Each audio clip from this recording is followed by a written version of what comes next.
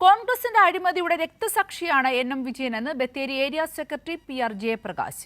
കൂടുതൽ ദുരൂഹതകൾ പുറത്തുവരുന്നുണ്ടെന്നും പി.ആർ. ജയപ്രകാശ് പറഞ്ഞു.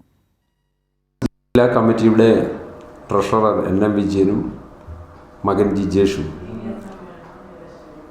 ഇന്നിപ്പം ആത്മഹത്യ ചെയ്യപ്പെട്ടിരിക്കുകയാണ്. അതുമായി ബന്ധപ്പെട്ടുകൊണ്ട് വലിയ ദുരൂഹതകൾ നിലനിൽക്കുന്നതായിട്ടാണ് എല്ലാവരും തന്നെ ചർച്ച ചെയ്യപ്പെടുന്നത്. യഥാർത്ഥത്തിൽ എൻ.എം. വിജയൻ എന്ന് പറയുന്നത് ഒരു രക്തസാക്ഷിയാണ്.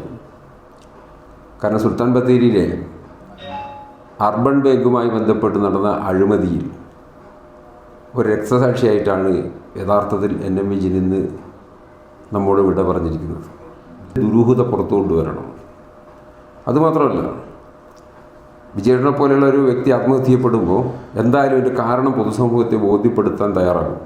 അപ്പോൾ അദ്ദേഹം ഒരു കത്ത് ആത്മഹത്യാക്കുറിപ്പ് എഴുതി വെച്ചിട്ടുണ്ട് എന്ന് തന്നെയാണ് ഞങ്ങളെല്ലാവരും വിശ്വസിക്കുന്നത്. ആ ആത്മഹത്യാക്കുറിപ്പ് പുറത്തു വരണം. അത് എവിടെ പോയി എന്നുള്ളത് പരിശോധിക്കണം.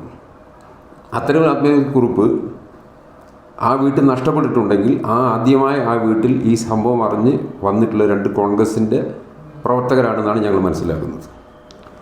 ആ കോൺഗ്രസിൻ്റെ പ്രവർത്തകരായ ആളുകൾ അത് ആ ആത്മഹത്യാക്കുറിപ്പ് കൈവശപ്പെടുത്തിയിരിക്കാമെന്ന് സംശയിക്കേണ്ടിയിരിക്കുന്നു.